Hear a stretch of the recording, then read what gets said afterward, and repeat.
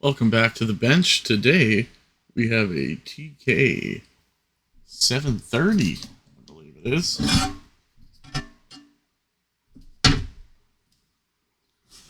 Kenwood TK-730. This is a VHF land mobile radio.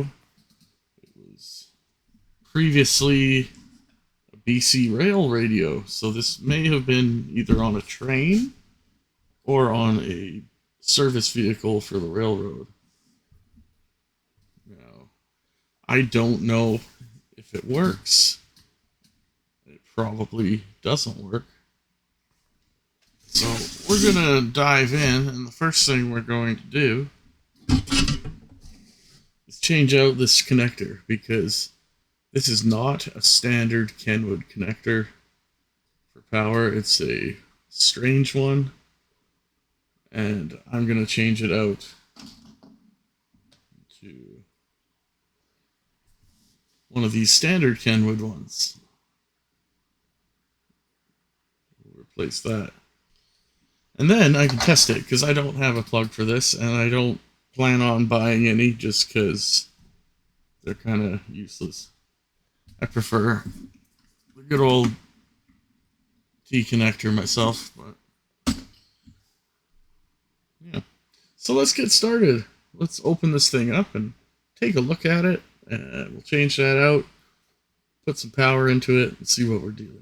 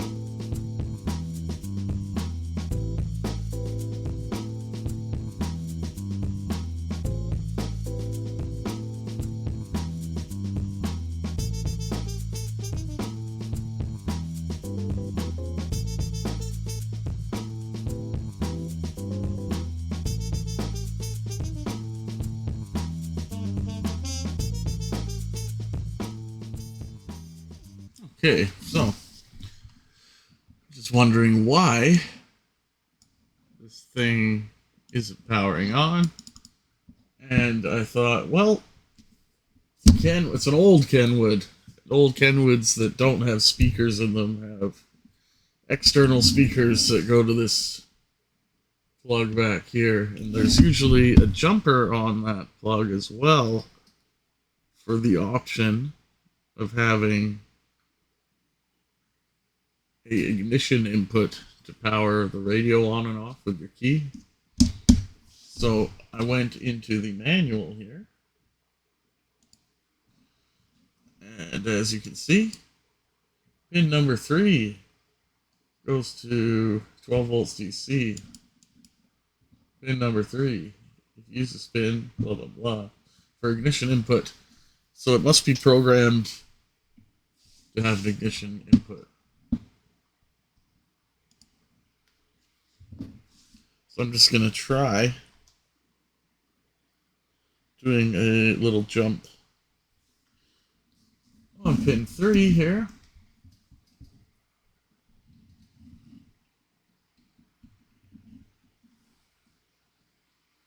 Take the other end of this and just can already hear it clicking away. It's clicking some kind of relay. But is it powering the radio on? We'll see. Just do a little zigzag bend in here.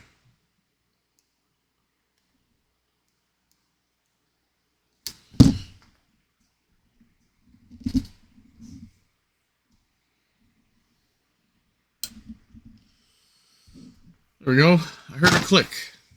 Heard a click. And we have power. We won't have any audio.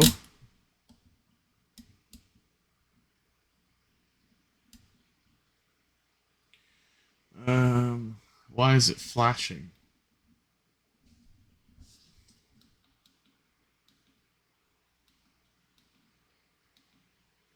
One, group 2.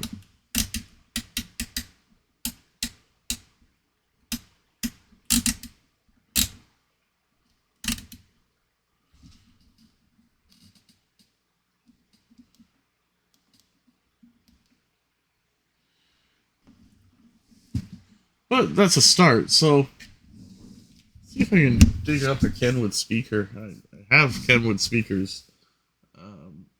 Do I have one with that end still on it? We'll have to take a look. Alright, I've got it propped up with the speaker hooked up.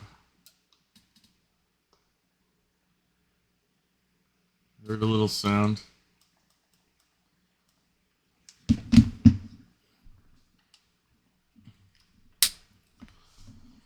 Alright, let's try keying it up.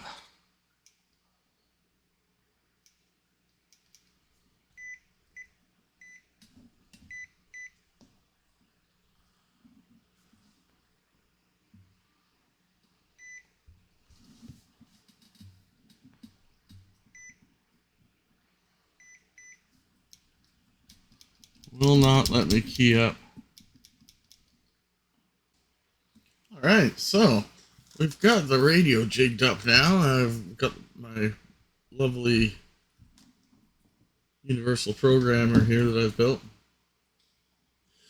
And I've got it hooked up to the Toughbook using DOSBox. And I was able to read the radio. So, turns out that the flashing issue on the screen is, there's 3 reasons why it would flash, and having a programming issue or the EEPROM corrupt on you is the main cause of the problem. The other cause is that these radios, you can actually link them together. You can link up to 3 radios together with one control head or multiple heads, and you can make a mediocre dual or tri-band radio with multiple radios, which is pretty neat.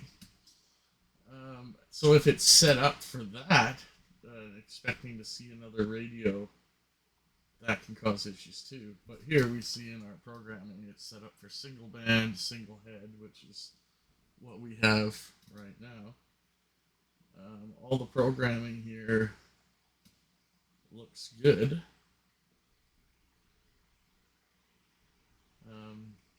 So maybe I can just write this back and see if it gets rid of the flashing. Let's do one little change here. I'll put my test frequency in for my little home repeater. Ooh, it doesn't like that. Maybe because I'm in the ham band? Or do I have to fill out all the zeros? Ooh.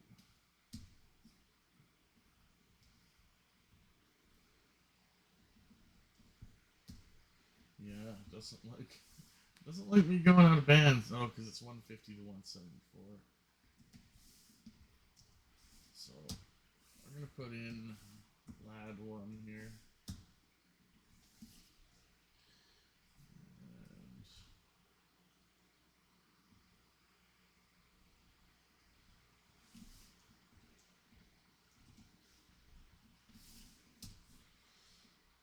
And keep trying to use the mouse.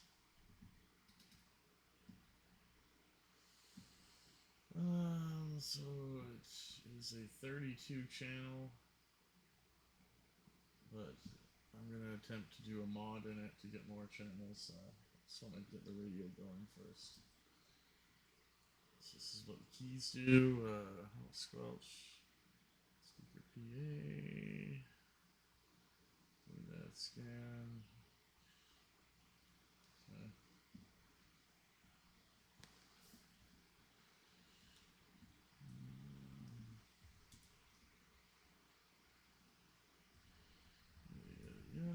Just want to go through the settings and see if there's a feature option that's causing that flashing. So power on tone. I'm not hearing that. I have a speaker hooked up.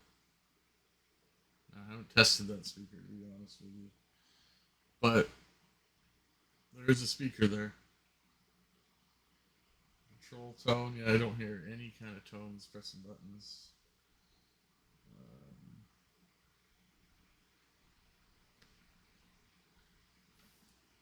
Interesting enough. Alright, now let's try writing to the radio. Write to radio. Write to radio.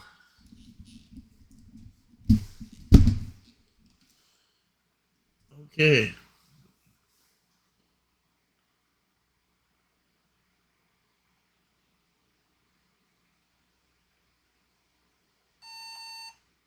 Error. Check connection. Oh. You know what? Oh, it's not flashing anymore.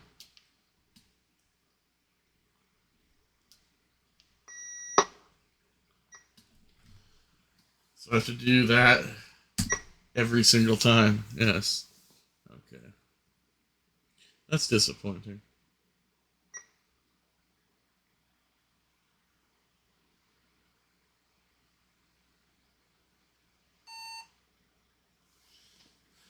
Done writing. Okay. Let's turn it off. Let's turn it back on. I'm hearing beeps and things, so yeah, there we go. Seeing actual names on the screen now. There's the one I programmed in.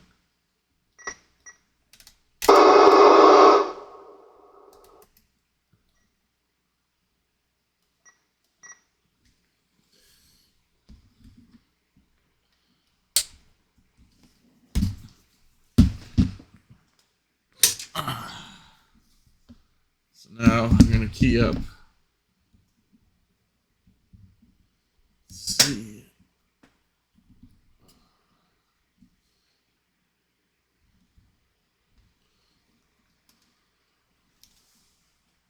There we go.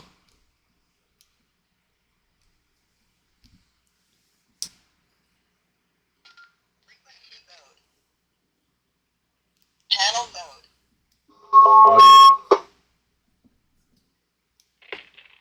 Audio check. Audio check. Audio. Audio check.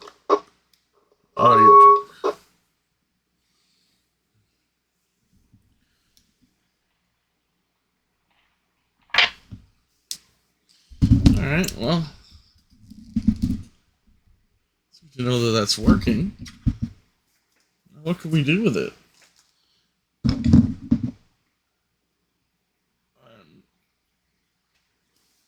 want to see how to get more channels on, because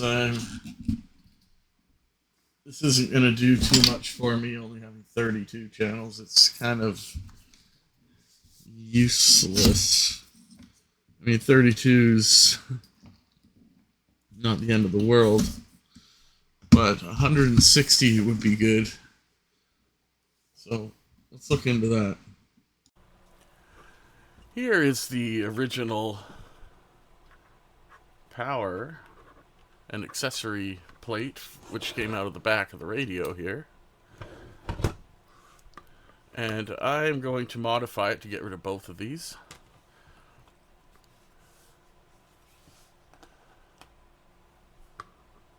So what I've done is I've created start over. So what I've done is I've created a new design in Fusion here, and I will 3D print this. What it has is a opening for the power connector, which is a 2-pin Molex, and a 3.5mm mono headphone jack, which we will use for the speaker. I just wanted to show you guys a little design I made here for the rear plate to accept a external speaker mono 3.5mm jack here, and then this is going to be our power port, and this is it. 3D design, and here it is, sliced on the 3D printer. I'm doing 100% infill on it just for strength, and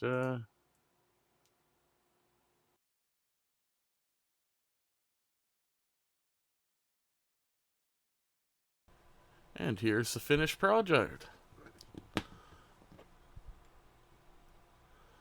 I'll probably use this steel plate as just extra strength backing, whatever. I'll leave it there so it can be sent back to normal. This is the power connector here, the Molex that'll go in this hole. It's a very tight fit, which is what I want. So I'm going to glue it in place, and even now it's hard to get out. So that's what I want. The power connector will plug in like so. This will be mounted back here. And then we'll have a headphone jack, so you can use any speaker you want on it. Unfortunately, this radio, you have to use an external speaker. So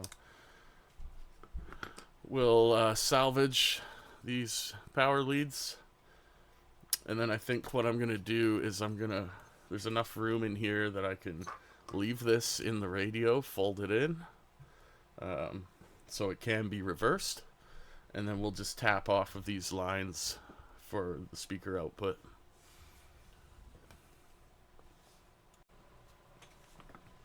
And there it is. Looking good. Like it was meant to be.